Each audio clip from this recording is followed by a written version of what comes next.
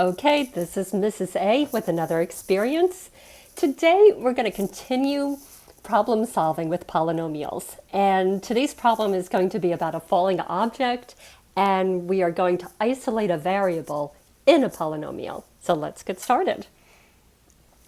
So today's problem, it comes from an integrated math textbook, and it is in the section of the radicals and radical equations. However, radical equations quickly become polynomials when we need to isolate a variable that's underneath a radical symbol. So let's get started. So the formula, t is equal to the square root of n over 16, gives the time t in seconds for an object that was initially at rest to fall n feet. What is the distance an object falls in the first 10 seconds? Okay, let's give it a shot. So the first step is always to make sure that we have a good mental picture of the problem and that we can restate it in our own terms. So if I had to describe this problem, what I would say is, how far does an object fall in 10 seconds? That's how I would say it. You say it in the terms that make sense for you. And I would actually add given and the formula that we're given. So the formula that we were given, let's put that in black, is t is equal to the square root of n over 16. And before I move forward and I start problem solving, I just want to make that formula a little bit simpler. And I'm not sure why they didn't do this originally, but when I look at this formula, I see a radical in the denominator, and we typically don't want that because we don't want to end up in a situation where we're doing division by an irrational number. Now here we know it's not going to be irrational. Still, this should be simplified to, and I'm sure you can see this, it should be simplified to t square root of n over 4. So the square root of 16 becomes a 4. Now we can jump in and start solving our problem. So the first thing I want to do whenever I'm solving a problem is think about, what do I notice? I want to make connections to this problem. And so pause the video and think about the problem and see if there's anything that you notice. Okay, what I notice when I look at this problem is this is going to be about gravity. This is gravity, acceleration, and the reason I'm thinking that is because this is an object that's falling. And so I want to connect it to something in my mind that I can relate to. And what I've been doing a lot lately is playing Among Us, too much Among Us. And so if I think about an object falling, I'm thinking about when in Among Us, if you figure out who the imposter is, you push them off the airship and they start to fall to Earth. And so I'm thinking when that crew member or when that imposter starts to fall down from the airship, within 1 second, he's only going to fall a little bit. But within 5 seconds, he's going to fall. Let's see if you can see the big picture. Not just linear more. He's going to fall exponentially more. And we can see this even more so if we get to t10. See, again, it's not a linear increase. It is going to be an exponential increase. And the reason is because as the imposter is falling, he's actually accelerating. The speed at which he's falling is accelerating and getting faster and faster because of the pull of gravity. And so I went on back to my science books, and I'm sure we all learned this in science class already. And so I was just curious, I was trying to remember about this, and what I saw was in t, over time, the velocity it starts to increase because of that pull of gravity. And yes, this is velocity, and you know, it's pretty much just, velocity is just speed times direction. So, you know, he's just falling straight down. So it's that same idea of just we're increasing, we're accelerating the speed. But as we get faster and faster, there's going to be a point in which there's terminal velocity and the imposter can't fall any faster because the friction of the air counters the pull of the gravity. And you're saying, but Mrs. A, this is not a science class. This is mathematics. And I said, you know, this is so important because we have a formula and we're trying to make a connection to its application. And where that connection can help us with the application is that now when we are solving, we can think about our answer and make sure that the answer holds water. So let's get back to the problem itself. So I'm noticing gravity, I'm noticing acceleration, and so I'm just thinking about the fact that my answer, if it's, you know, t something small, it's going to be, you know, a small distance. And if it's t something, you know, like, I don't know, medium, it's going to, you know, start to grow to large. And if it's a larger number, it's going to quickly grow to ginormous. And I just want to make sure that my answer reflects that. So I hope that makes sense. And let's jump in now to actually getting back to the problem and solving it. Okay, so let's see. What do I understand about the problem? Well, we have a formula. We know that. We were given. And let's see, we know that in that formula that t is time, and it's in seconds. And we know that we have distance, and that's represented by n, and that's going to be in feet. And we know that our ask is to solve for distance. And we're going to solve for distance given time. And we noticed that right now the formula is set up to solve for time given distance. So we're going to have to do a little work probably on isolating that over there. And now the last thing I want to think about is what do I need to watch out for? Pause the video and think about, given this problem, as you're solving it, what do you need or what do you want to be watching out for to make sure that you're successful in solving this?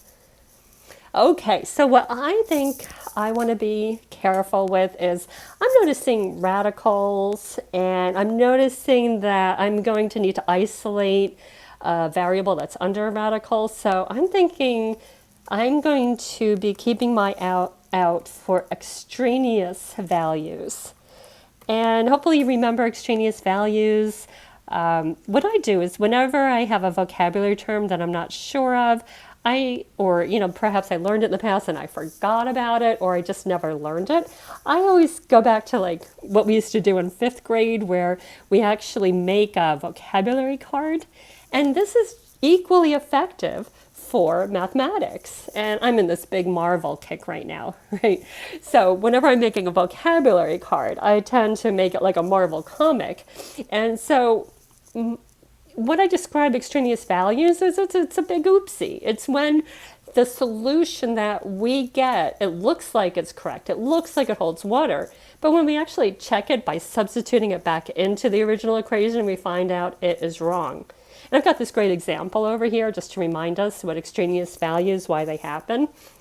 If we had an equation like square root of 2x plus 8 is equal to negative 12. If we solve for x, you can pause the video and try this out, but if we solve for x, we get x is equal to 68. Now, if you plug 68 back into that equation, you can quickly see that that is not going to equal negative 12. That's an extraneous value. It's not a solution that actually holds water. Now, these happen when we square a negative number as we're trying to simplify or solve an equation. It can happen when we multiply a variable by a variable, or when we square a variable, because that variable could be negative. So hopefully that's a good little reminder about extraneous values. Now, I'm not saying that our equation will have an extraneous value, but I am saying that we should check for them because of that radical. Let's jump in and start planning our approach. Make sure we can justify how we're going to move forward with this. So usually the first step I do is I think about all the different ways that I could solve my problem. And I know I'm not going to be needing a list or a table or acting this out. Now, I was given an equation, I was given a formula, and so I don't need to build an equation, but I'm going to use a formula. And because the formula is solving for the wrong variable, I need to isolate the variable that I do want to solve for. All right, so there's my plan of attack. Now, I don't know if this is going to work, but this is the approach that I'm going to take. And you can also take an approach that you feel would work for you. Okay, so I'm going to use a formula, and I'm going to isolate the variable for distance. And that's going to be my approach. Now, I could move straight on to my try it, but what I'm going to do is before I leave Planet, I'm going to actually take the equation, which I think I already have in, let's see, paste. Yeah, I do. I have that already here. And what I want to do is I'm going to isolate that variable n before I move on to the try it stage. Make sure I'm heading in the right direction. So what I need to do to this formula is I'm going to multiply each side by 4 so we can isolate that n. I can cancel out the 4's. And let's see, we're going to then have 4t is equal to square root of n. And to finally isolate that n, I need to square both sides so that I can remove the radical from the n, because when you square a radical, it becomes the radicand. And my final formula would be 16t squared is equal to n. I'm just going to flip that formula around as I'm solving for n. This is not important, but it might make the formula clearer. And that's the formula I'm going to be working with as I try it. So there's my plan. I isolated the variable for distance, and this is the formula I'm going to be using to solve for distance. So let's give this a try. I'm going to copy my formula over and bring it over here, and then I'll set up the equation and put in the values for the variables. And so let's see, I've got n is equal to 16, and I'm going to replace that t with 10 for 10 seconds, because that's what we were asked to solve for. What's the distance in 10 seconds? I'm going to square, actually let's keep that in that, and that's going to give us, let's do that, we'll be right at the end, n is equal to 1600. And that's our answer. Now, our ask was to find the distance, and that's a measurement. So whenever we're answering a measurement, we always want to include the units, because we don't know if this is 16 teacups, 1600 teacups, 1600 miles. It's very important because those are very different than 1600 feet. So please always remember to include your units. And before we mark this as our answer, we had said that we want to make sure that we are watching out for extraneous values. And what that means is we need to substitute our answer back into the original equation. We don't want to go back to any of the equations that we created. We want to go back all the way to the original equation provided to make sure that none of the substitutions, simplifications that we did affect our answer. And so we have, let's see, t is equal to square root of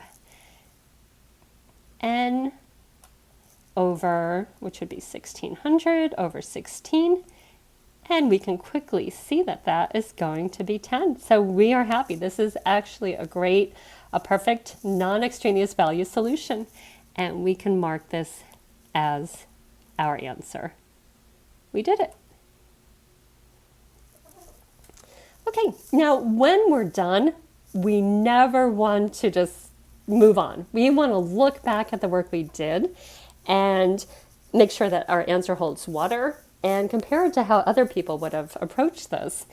And so if I look back at my answer, I'm going to think about when we were talking about gravity and acceleration, and I just want to see, where does my answer fit in? And what we should be seeing is the answer gets exponentially larger. And let's see if that's exactly what happens. So let's see, if we did t at 1 second, what would we get? We would get 16. If we did t at, let's see, 5 seconds, we would get, let's see if we can do this mentally, 5 squared is 25. So 25 is the same thing as saying 100 over 4. So 4 goes into 16 4 times, so that's 400. Okay, and we already know that T10 is equal to 1600, and therefore T100 would equal to 160,000. I'm feeling really good about my answer because you see the increase. It's not just a linear increase with every change in second, with every change in time. This is definitely an exponential increase that's occurring. So, if I thought about, the graph, for this is definitely as we're moving across time and distance, we can definitely see that this is I would say it's probably like oh, thank you, Notability, trying to make it into a linear. It's going up. And that's going to make me feel really good about what I did. Now, I'm not so sure if I can check this because I know Math Papa doesn't do that type of, just trying to see, what do I have open already? I'm going to just see if I can do this in Mathway. Oh, I did get it in Mathway. Oh, it's going to delete that. Okay, we're going to, because what happens so Math Papa doesn't let me see the steps for isolating the value and for isolating the variable. And Mathway now is charging me for that. So I have no real good way to offer you right now for checking the steps, unless if you have membership to Mathway. And then I would highly recommend taking the formula for, I go back to the original formula, t is equal to square root of n over 16, and plug it into Mathway, and then it'll give you that option to say isolate the variable for n. And then you'll see that your approach was perfect. So I did this yesterday, and the Mathway's approach equaled our approach. So we feel really good that the steps that we took to get here really work. And I'll keep looking for software that can help us validate our steps. And also, if I look at the answer in the back of the book, I can see that 1600 was good. So what does that mean? It means that it means that I'm really happy with my answer, and I'm going to give myself, because I'm all sorts of amazing, I want to give myself a little star to celebrate.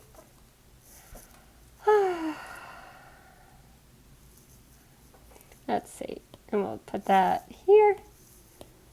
Paste image. I'm all sorts of amazing. I want you to always celebrate your successes when you're working in math because it's such hard work, and you did such an amazing job sticking through with this all the way through.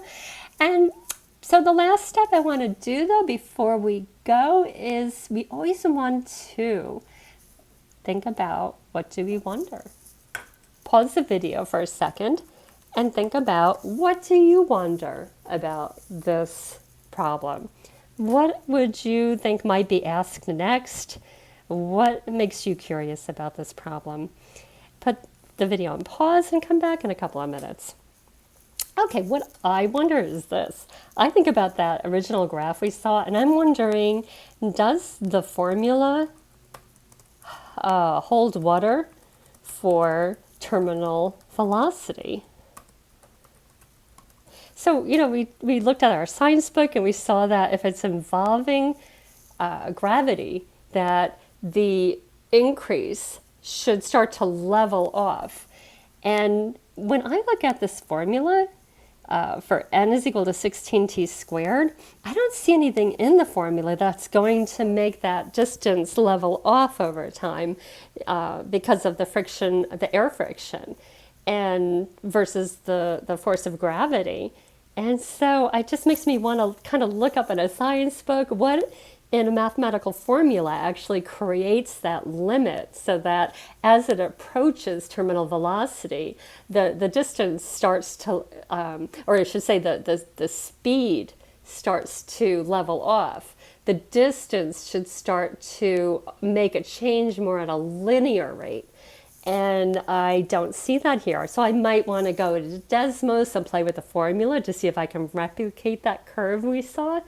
Or I might look at a science book to see what that formula looks like. But that's what I'm curious about. Is this really a real world formula? And if not, what would the real world formula look like? Okay, and then the last things you should always do when you're working on a problem is you should be adding your tags so that your problem is tagged so that you can always search for it. The tags I added are falling objects, isolate a variable, extraneous values. So whenever I'm looking for problems, let's say on extraneous values, I have one.